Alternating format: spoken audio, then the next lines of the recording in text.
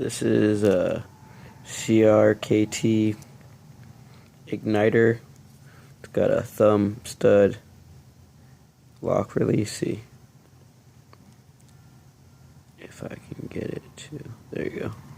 See, push it down and release.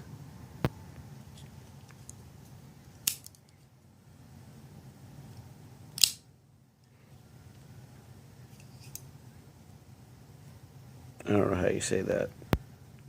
K.A. Steigerwalt. I don't know.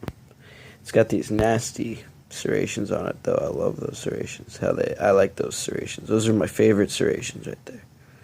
It's like the shark teeth, you know. I don't know. I guess that's G10 or something like that. It's pretty nice, though. It's actually got a good, nice texture, grip feel to it. I like it, actually.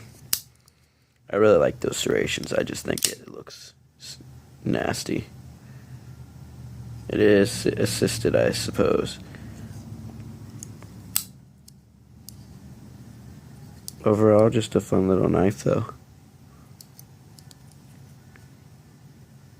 So you just push that thumb stud down.